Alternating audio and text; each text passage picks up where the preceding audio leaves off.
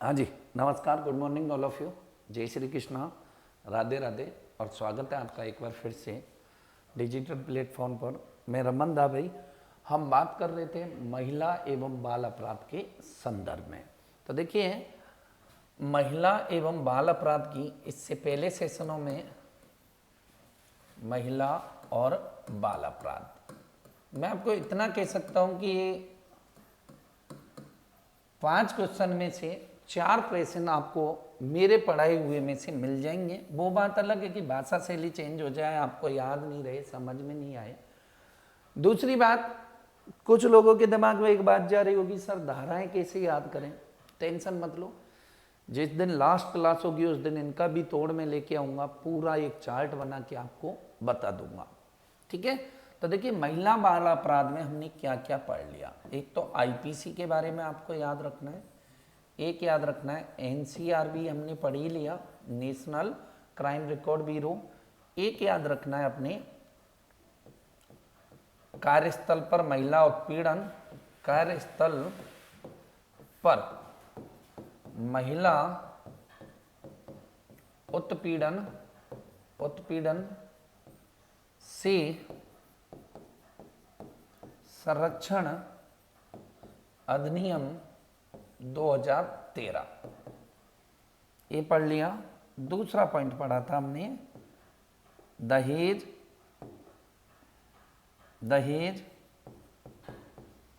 निषेध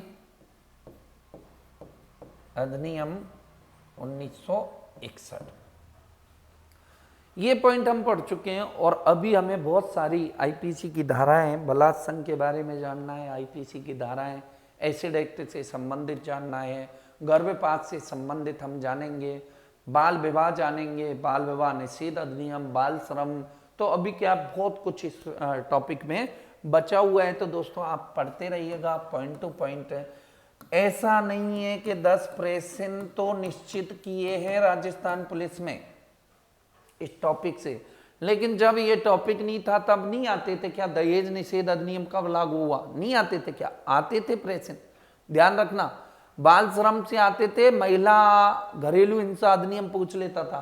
तो 10 तो इसमें से निश्चित है, बाकी ज्यादा भी आ सकते हैं। क्यों? क्योंकि तुम्हारे सिलेबस में भी तो है।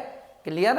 तो आइए शुरुआत करते हैं। आज के सेशन में हमने ये सब पढ़ लिया है। इनसे संबंधित कोई भी डाउट हो तो कमेंट करके बता देना, मैंने पहले ही बता दिया है। ना तो तुम कमेंट करते हो ना वीडियो को शेयर करते हो, कोई मतलब नहीं है ना। बात करते, आ जाओ।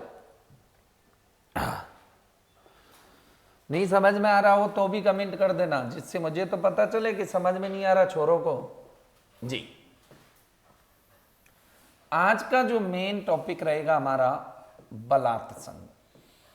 बलात्संग क्या है? बलात्संग, बलात्कार को आप बलात्संग के नाम से जानेंगे और आज के बाद कभी बलात्कार शब्द का प्रयोग नहीं करेंगे। अपने संवैधानिक तौर से बलात्कार को बलात्संग के नाम से जाना जाता है। ठीक है। दूसरा पॉइंट, आप कहोगे सर गुरुजी अखबार में तो ये लोग देते ही हैं। अरे देते तो हैं, लेकिन तुम में से कोई समझदार अगर केस कर देना कि बलात्संग की जगह बलात्कार शब्द यूज किया तो अखबार की हालत खराब हो जाएगी। क्लियर? तो हम क्या जानेंगे? बलात्संग के संदर्भ में जानेंगे। और बलात्संग क्या है? बलात्कार। पहले ही बता दूं, फिर बार बार नहीं बोल पाऊं मैं। ठीक, तो आइए बलात्संग के संदर्भ में जानते हैं। तो देखिए, बलात्संग से संबंधित सबसे पहले धाराओं के बारे में मैं यहां थोड़ी सी बात कर लूं, फिर हम आराम से बलात्संग को परिभाषित करेंगे। बलात्संग की जो परिभाषाएं दी गई हैं मेरे भाई, यानी कि बलात्कार की जो परिभाषाएं दी गई हैं वो धारा 375 के तहत दी गई हैं। और बलात्संग में दंड के अपराध जो दिए गए हैं, आईपीसी की धाराएं 376, 376, 376, 376, 376, 376, 376, 376, आपको गुरुजी 376 तो ये कि अरे रुक जाओ, 376 हो गई, 376 का, 376 खा, 376 का खा, 376 घा, क्लियर। और 376 गा और 376 घा का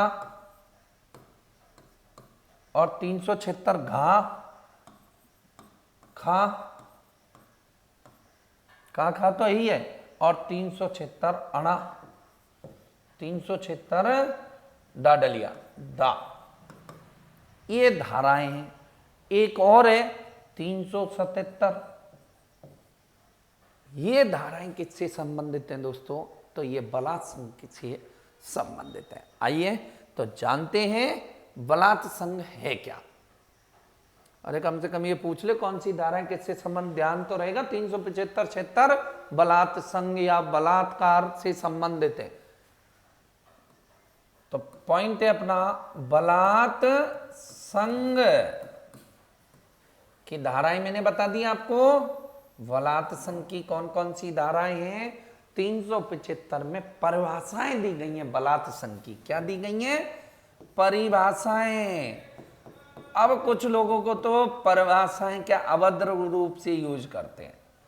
मैं सिर्फ शब्द वो यूज करूंगा जो अपनी आईपीसी में दिए गए हैं या इस एक्ट में दिए गए हैं। पहली परिभाषा है बलात् संघ की मेरे भाई, और पहली परिभाषा क्या है? किसी व्यक्ति द्वारा किसी भी व्यक्ति के साथ संभोग करना। किसी व्यक्ति द्वारा किसी भी व्यक्ति के साथ संभोग करना। संभोग या एक और शब्द आएगा मैथुन करना। क्या कहलाएगा? बलात्कार की श्रेणी में आएगा। पहली डेफिनेशन कंप्लीट है मेरी तरफ से। कोई भी पॉइंट पूछना है आपको तो आप डाउट में नहीं रहोगे, पूछ सकते हो। दूसरी परिभाषा क्या है? किसी भी स्त्री की सहमति के बिना, किसी भी स्त्री की सहमति के बिना, किसी भी स्त्री की सहमति के बिना बलात् संभोग या मैथुन करना कौन सी श्रेणी में आएगा? बलात् संघ की श्रेणी में आएगा। कुछ ऐसे भी फैक्ट आएंगे सहमति के बावजूद भी आप करते हो तो भी बलात् संघ मतलब बलात्कार माना जाएगा। तीसरी डेफिनेशन है किसी व्यक्ति द्वारा। देखो हर डेफिनेशन का एक अर्थ लॉजिक समझना है आपको। किसी भी, तीसरी डेफिनेशन, किसी भी व्यक्ति द्वारा पृथक्करण के दौरान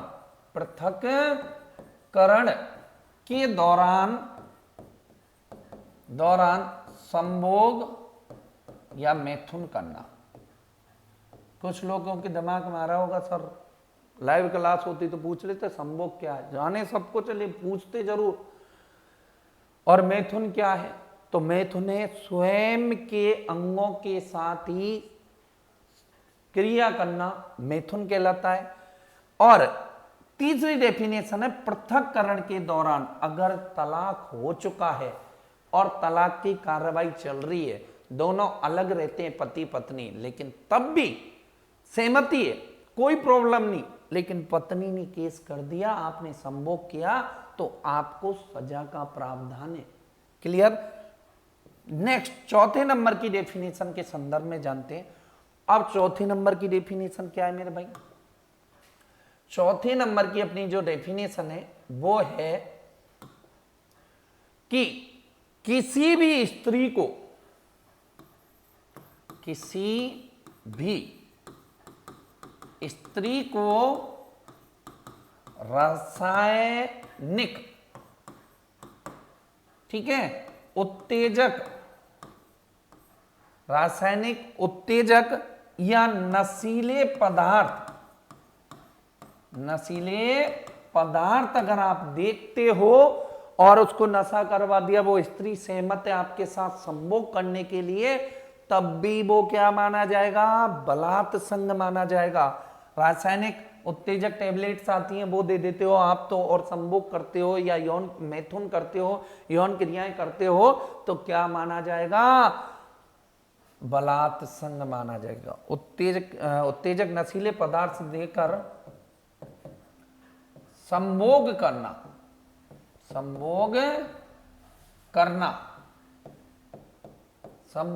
करना क्या कहलाएगा? तो ये कहलाएगा अपना बलात् संग कहलाएगा। ठीक है ना, बलात् संग। ओके, नेक्स्ट बात करते हैं कि और क्या क्या बात है गुरुजी बलात् संग की डेफिनेशन में। अच्छे से ध्यान रखना, वैसे तो भूलोगे नहीं, मुझे पक्का विश्वास है। हाँ जी, अगली डेफिनेशन है किसी स्त्री की सहमति हो, किसी स्त्री की सहमति होने पर भी बलात् संग माना जाएगा। अगर कोई महिला वो सहमत है आपके साथ संभोग करने या मैथुन की क्रियाएं करने के लिए, तो तब भी क्या माना जाएगा? बलात् संग माना जाएगा, कानूनी अपराध माना जाएगा। क्लियर? नेक्स्ट, यदि आपने किसी महिला के, नेक्स्ट डेफिनेशन है, यदि आपने किसी महिला के अंग को उत्तेजित किया यानी कि संभोग या मैथुन से पहले आप किसी महिला के अंग को अगर उत्तेजित करते हो, तो भी क्या माना जाएगा? बलात् संग माना जाएगा। क्लियर? नेक्स्ट बात करते हैं कि किसी भी विधवा स्त्री के साथ, ध्यान रखना, किसी भी विधवा स्त्री के साथ संभोग या मैथुन करना, चाहे वो राजी है भैया, चाहे उसकी सहमति है, मैथुन करना क्या कहलाएगा? बलात् संग कहलाएगा। ध्यान रखना, विधवा स्त्री चाहे वो सहमति है उसकी संभोग करने के लिए, मैथुन करने के लिए, लेकिन तब भी आपको नहीं करना है, बलात् संग माना जाएगा, अपराधी माने जाओगे। और क्या डेफिनेशन है भाई कि यदि आपने आपकी पत्नी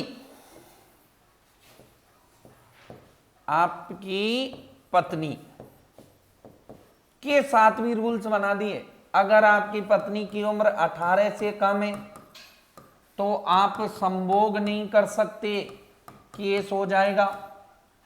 अगर अपनी पत्नी की उम्र 16 से कम, तो आप संभोग और मैथुन दोनों में से कुछ नहीं कर सकते, सो भी नहीं सकते उसके पास। और किसी की उम्र अगर 12 से कम है तो बलात् संग माना जाएगा, चाहे वो आपकी पत्नी है। किसी के दिमाग में बात आ रही होगी कि गुरुजी बाल विवाह हो जाता है तो, अरे तो भी नहीं सोना है, मैथुन नहीं करना है, संभोग नहीं करना है, क्या माना जाएगा? बलात् संग की श्रेणी में आएगा। क्लियर? ये डेफिनेशन हो गई पत्नी की एज से संबंधित। नेक्स्ट बात करते हैं और क्या क्या डेफिनेशन है। अगर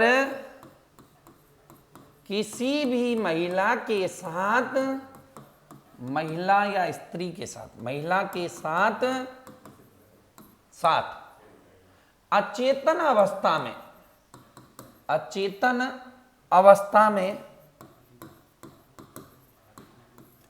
में संभोग या मैथुन करना,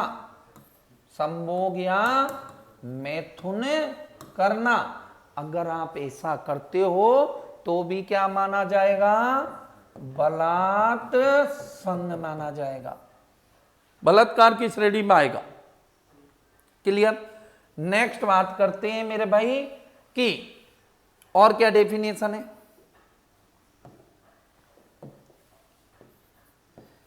किसी भी प्राकृतिक प्राणी के साथ संभोग या मैथुन करना, संभोग करना क्या माना जाएगा? बलात्संग। अब बहुत से सोच रहे हैं गुरुजी हमारा क्या होगा? प्राकृतिक प्राणियों के साथ भी अगर आप कुछ छेड़छाड़ करते हो तो क्या है? भारतीय दंड संहिता में सजा का प्रावधान है, उम्र कैद हो सकती है, आजीवन सजा हो सकती है, फांसी भी लग सकती है। तो प्राकृतिक प्राणी आप समझ चुके होंगे, ठीक है, होते ना, भैंस, कुत्ता, कुतिया वगैरह जो भी है, प्राकृतिक प्राणियों के साथ अगर आप संभोग करते हो तो आपको ये नेक्स्ट है। अगली डेफिनेशन क्या है?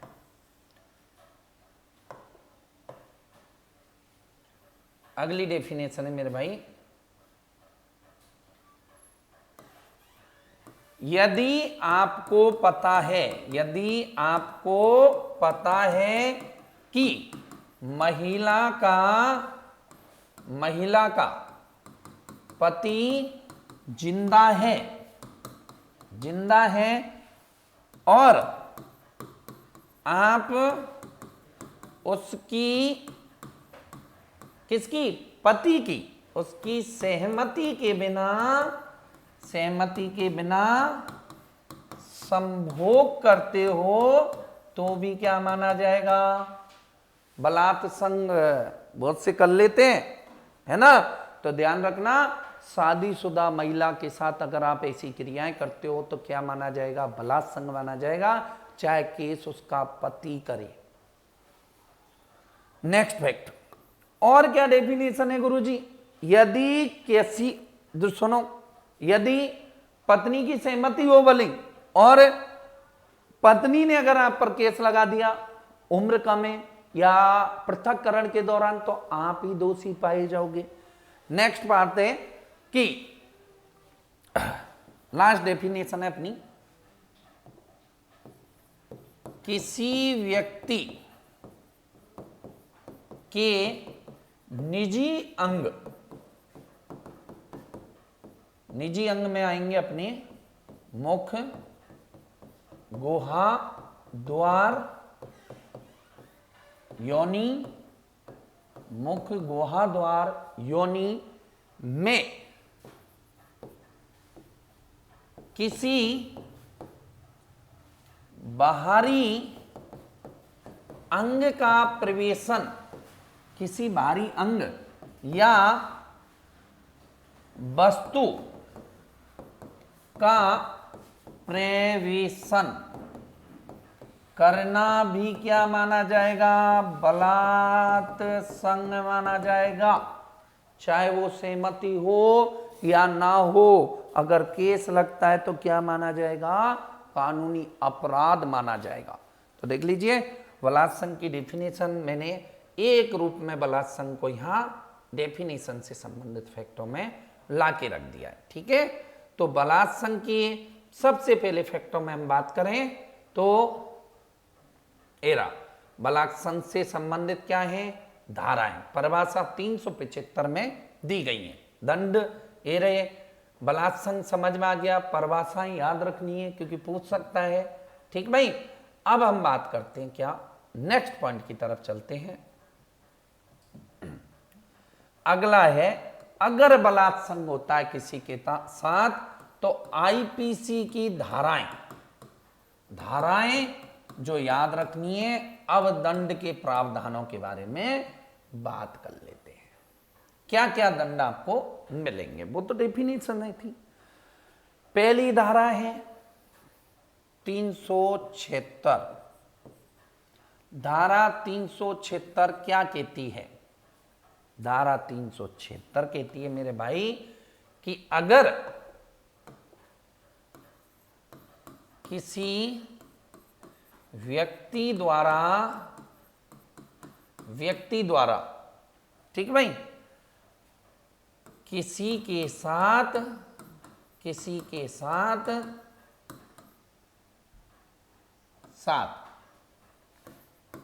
बलात् संग किया जाए, बलात्संग का अपराध किया जाए तो सजा कितनी होगी? कम से कम तो 20 वर्ष है ही है। कितनी? 20 वर्ष। वो अलग है कि मृत्यु दंड मिल जाए, आजीवन कारावास भी मिल सकता है, आजीवन भी सजा हो सकती है। किस पर? उस व्यक्ति पर, धारा 376 के तहत। नेक्स्ट है धारा 376 का। धारा 376 का क्या कहती है? बलात्संग की वजह से, बलात्संग की वजह से स्त्री, जिसके साथ बलात्संग हुआ है, स्त्री विकृत हो जाए, पागल हो जाए या अचेतन अवस्था में चली जाए या मृत्यु हो जाए स्त्री की, तो इसमें भी सजा का प्रावधान है। और क्या सजा मिलेगी? 20 तो कम से कम है, लेकिन आजीवन भी मिलेगी, और आजीवन में भी कठोर कारावास का प्रावधान है, मृत्यु दंड भी मिल सकता है। लेकिन यहां एक ध्यान रखना, जुर्माना कहां गया? जुर्माना यहां क्या है पता है? खर्चा। उस महिला का जो हॉस्पिटल में इलाज के दौरान जो खर्चा आएगा वो इन बलात्संग वाले व्यक्ति को ही करवाना है। धारा 376 का क्लियर। नेक्स्ट धारा 376 का खा, सी में ऊपर की तरह बलात्संग की वजह से अगर स्त्री विकृत, पागल या दिवालिया, वो विकृत, पागल या मृत्यु हो जाए, ठीक है, या अचेतन अवस्था में चली जाए हमेशा के लिए, तो सेम है। लेकिन यहां एक चीज चेंज हुई है, क्या?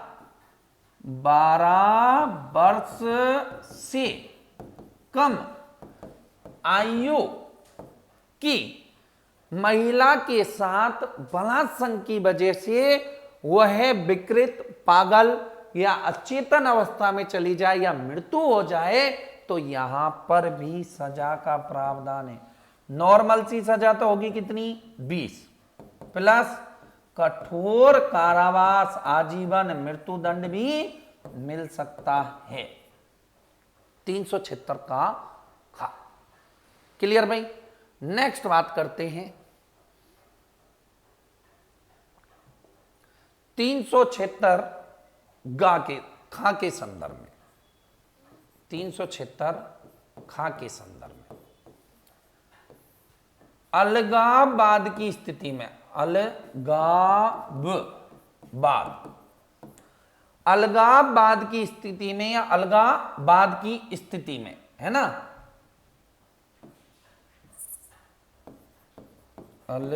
अलगाववाद मतलब पृथक्करण की स्थिति में, पृथक्करण, तलाक हो चुका है और तलाक के बाद भी अगर कोई व्यक्ति अपनी पत्नी के साथ संभोग या मैथुन जैसी क्रियाएं करता है, संभोग करता है, तो क्या माना जाएगा? अपराधी माना जाएगा। और इसके तहत भारतीय दंड संहिता में जो न्यूनतम सजा है, न्यूनतम सजा 2 वर्ष है और अधिकतम कितनी है? 7 वर्ष भी प्लस की जा सकती है। तो अलगाववाद की स्थिति में संभोग नहीं करना है। नेक्स्ट है 376 गा। 376 गा भी सेम है, लेकिन क्या कंडीशन है कि प्राधिकार प्राप्त व्यक्ति, प्राधिकार प्राप्त व्यक्ति पृथक्करण के दौरान संभोग या मैथुन करता है, यानी कि तलाक के बाद अगर ऐसी क्रियाएं करता है, प्राधिकार का अर्थ समझना क्या है, सरकारी पद प्राप्त कोई व्यक्ति अगर ऐसा करता है तो उसको सजा का प्रावधान है कम से कम 5 वर्ष से 10 वर्ष सजा का क्या है, प्रावधान, अगर वो व्यक्ति सरकारी है। क्लियर। नेक्स्ट बात करते हैं 376 घा के बाद 376 घा, इन सबको एक साथ समझना। 376 घा, 376 घा का और 376 घा खा, ये तीनों ही एक ही पॉइंट से संबंधित है, कंडीशन थोड़ी अलग है। सामूहिक बलात्कार, सामूहिक बलात्संग, सॉरी बलात्संग, बलात्कार नहीं बोलना है, क्या बोलना है, बलात्संग। अगर किसी महिला के साथ सामूहिक बलात्संग हुआ है तो क्या होगा, 20 से तो सजा चालू होगी, चाहे नाम लिखवा दो, चाहे बलात्संग नहीं किया उस व्यक्ति ने, प्लस आजीवन कारावास भी हो सकता है, मृत्यु दंड भी मिल सकता है। दूसरा फैक्ट, अगर सामूहिक बलात्कार, सामूहिक बलात्संग, अगर सामूहिक बलात्संग किसके साथ होता है, 16 वर्ष से कम आयु, यानी कि 16 वर्ष से कम आयु की महिला के साथ होता है तो यही सजा का प्रावधान है, 20 प्लस आजीवन। लेकिन सजा कैसी होगी, कठोर, कैसी होगी, कठोर, मृत्यु दंड भी दे सकते हैं, फांसी भी दे सकते हैं।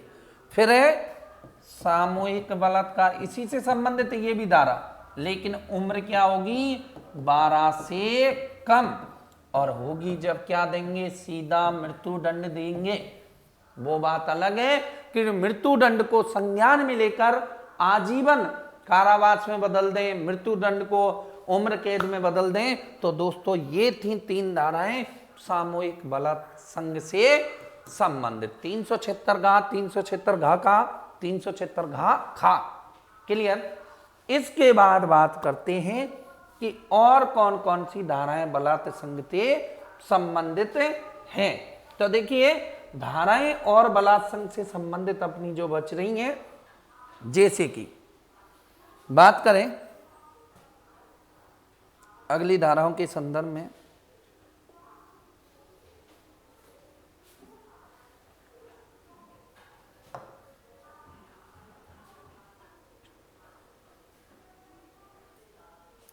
नेक्स्ट बात करते हैं धारा 376 और धारा 376 डा क्या कहती है मेरे भाई, आईपीसी की धारा 376 डा बलात्संग के अपराध की पुनरावृत्ति करते हैं, बलात्संग के अपराध की पुनरावृत्ति करना, पुनरावृत्ति करना।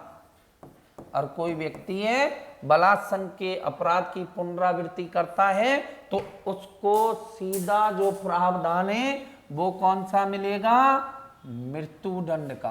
कौन सा प्रावधान मिलेगा, मृत्यु दंड का प्रावधान मिलेगा। ठीक है भाई, सीधी फांसी की सजा है। अरे एक बार कर दिया बलात्संग और वापस फिर अगर इस अपराध को दोहरा रहा है कोई अपराधी तो इंडियन पीनल कोड के तहत कोई सजा, ना कोई दलील, ना कोई वकील, ना कोई न्यायालय, सीधा फांसी पर लटका दो। ठीक है भाई। नेक्स्ट है और मोस्ट है धारा 377, लास्ट आईपीसी की धारा है बलात्संग से संबंधित। 377 में क्या होता है, पहली बात तो प्रकृति के विरुद्ध, प्रकृति के विरुद्ध, प्रकृति के विरुद्ध संभोग करना। आपको गुरुजी प्रकृति के विरुद्ध संभोग, अरे जो संभोग के नियम बनाए गए हैं या नियम बन रहे हैं उनके अनुरूप क्या करते हो आप, उनके अपोजिट साइड में अगर आप संभोग की क्रियाएं करते हो तो क्या होगा, 377 लगेगी। दूसरा पॉइंट है इसी में कि प्राकृतिक प्राणियों के साथ संभोग करते हो, प्राकृतिक प्राणियों के साथ अगर आप ऐसा कृत्य करते हो तो आपको सजा मिलेगी आजीवन या उम्र कैद। कौन सी सजा मिलेगी, आजीवन या उम्र कैद। ध्यान रखना, स्त्री के, महिला का जो कानून है वो बड़ा कठोर है भारत में। क्यों बनाया गया है, क्योंकि देख लो अपराधों में कमी नहीं आ रही है, आए दिन बलात्संग हो रहे हैं, बलात्कार की घटनाएं हो रही हैं पूरे भारत में। लास्ट पॉइंट पर और बात करते हैं भाई 377 के बाद, ठीक है, आराम से ध्यान रखना। एक और धारा है कि भाई कहीं पर हुआ बलात्संग, कहीं पर क्या हुआ, बलात्संग, और आपके पास उसकी वीडियो आ गई। क्या आ गई, वीडियो, एमएमएस या फोटो, वीडियो, एमएमएस या फोटो आपके ग्रुप पे आए, आपने उठा के उसको दूसरे ग्रुप पर भेज दिया, तो कौन सा अपराध किया, पहचान प्रकट करना। आप उसकी पहचान अगर प्रकट करते हो दोस्तों तो ध्यान रखना, आईपीसी की धारा 228 के तहत आपको सजा का प्रावधान है। किसका प्रावधान है, सजा का, 2 वर्ष की सजा। कभी कभी क्या होता है, कोई बलात्संग की वीडियो वायरल होती है, या आप कह सकते हो वायरल करना, आप किसी को दूसरे ग्रुप पर सेंड कर दे, तो देख भाई कितना अच्छा फोटो, देख वीडियो कैसी है, तो आप इसमें कभी भी इस प्रकार के अगर फोटो व वीडियो क्लिप आती हैं तो उनको वायरल मत करना, नहीं तो खामा 2 वर्ष की सजा। चाहे बलात्संग कहीं भी हुआ है पूरे भारत में, कोई से कोने में हुआ है, ठीक है ना, और वैसे भी नहीं करना चाहिए भाई, मेरा मानना है नहीं करना चाहिए, चाहे वो फोटो बलात्संग का हो या ना हो। क्लियर। तो आईपीसी की धारा 228 का है, ये क्या है, 228 का पहचान प्रकट करने से संबंधित है, मोस्ट है। तो दोस्तों इस प्रकार अपना टॉपिक संपन्न होता है जिसका नाम है बलात्संग। बलात्संग को मैंने पूर्ण रूपेण समझाने का प्रयास किया है यहां पर। क्लियर। तो टॉपिक का क्या नाम है, बलात्संग। क्लियर। नेक्स्ट हम बात करेंगे अगले सेशन में।